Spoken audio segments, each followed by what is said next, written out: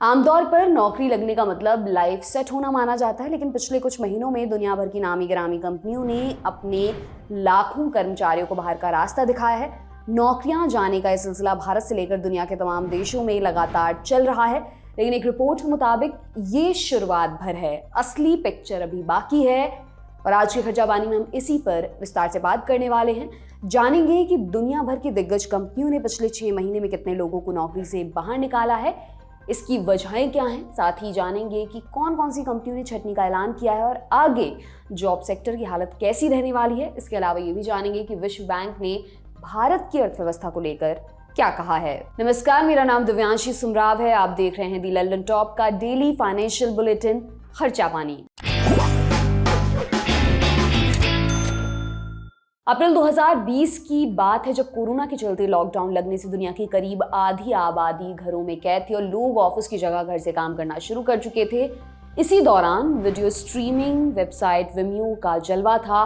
लाखों लोग इसकी सेवाएं ले रहे थे। लोगों की डिमांड को पूरा करने के लिए कंपनी खूब पैसा खर्च कर रही थी, लेकिन 3 सालों बाद ये कंपनी काफ़ी मुश्किलों से जूझ रही है।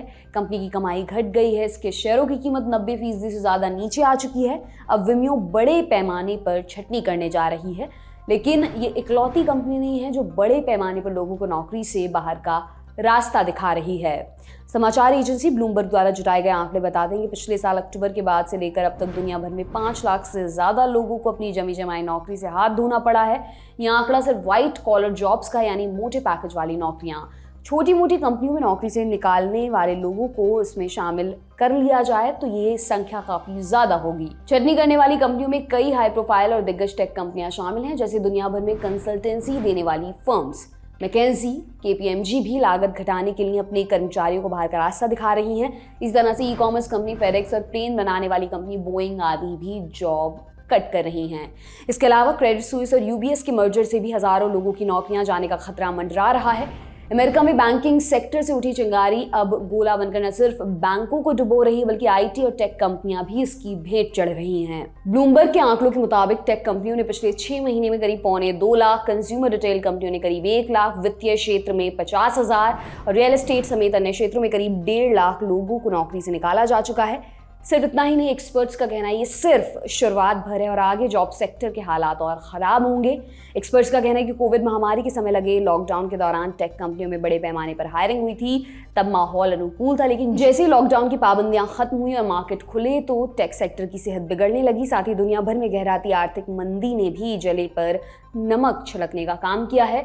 इसका सबसे बुरा असर आईटी और टेक कंपनियों पर पड़ रहा है। जो कंपनियां ताबड़तोड़ भर्तियां करती थीं, अब वो उसी रफ्तार से लोगों की छटनी भी कर रही हैं। वहीं आने वाले समय में चैट जीपीटी नई चुनौती बनकर उभर रहा है, क्योंकि कंपनियों का रुझान ऑटोमेशन के क्षेत्र में तेजी से बढ़ने का अनुमान है। इस मामले में हमने कोरोवर कंपनी के फाउंडर अंकुश सभरवाल से बात की।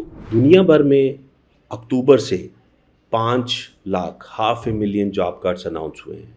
बड़ी कंपनी, स्टार्टअप, सब जगह से, एनी सेक्टर।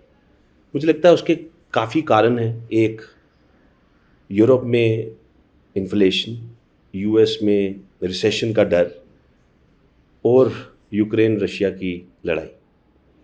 और जब एक कंपनी जॉब कार्ड्स करती है तो उसका कंपटीशन, उसके जो कॉम्पिटिटर्स हैं वो भी मुझे लगता है करते हैं। अगेन मल्टीपल रीजंस, रेवेन्यू इतने नहीं हैं, एक्सपेंसेस ज़्यादा है।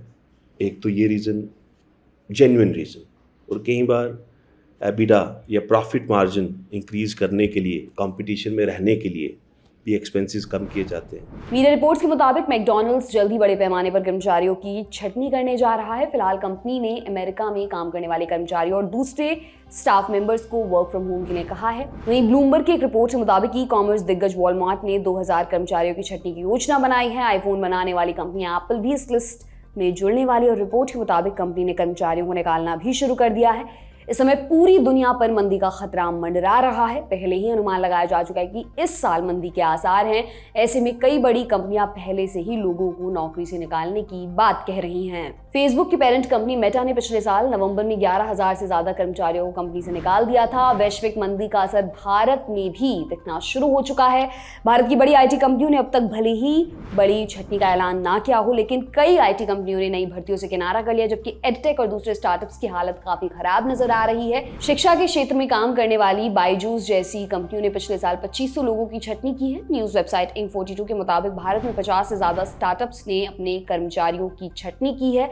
इकोनॉमिक टाइम्स की एक रिपोर्ट में बताया गया फिलहाल टेक कंपनियों के शेयर 2008 की वैश्विक आर्थिक मंदी के बाद सबसे बुरे दौर से गुजर रहे हैं। इस साल इस सेक्टर की कंपनियों के मुनाफे में भारी कमी दिख रही है। आईटी कंपनियों के शेयरों का भी बुरा हाल है। ये तो हो गई नौकरियों की बात, लेकिन देश की अर्थव्यवस्था से जुड़ी एक जरूरी खबर की बात भी कर लेते हैं। विश्व बैंक ने अपनी ताजा रिपोर्ट में कहा है कि वित्त वर्ष 2023-24 में भारत की जीडीपी यानी आर्थिक विकास दर 6.6% से घटकर 6.3% रहने का अनुमान है। विश्व बैंक ने भारत की जीडीपी ग्रोथ का अनुमान दूसरी बार घटाया है। मंगलवार 4 अप्रैल को जारी एक रिपोर्ट में कहा गया कि वित्त वर्ष 2023-24 में कंज्यूमर डिमांड घटने से भारत की जीडीपी में पहले के मुकाबले कुछ सुस्ती दिखेगी। इसके अलावा विश्व बैंक ने करंट फाइनेंशियल ईयर के लिए देश का चालू खाते का घाटा 5.2% रहने का अनुमान जताया है।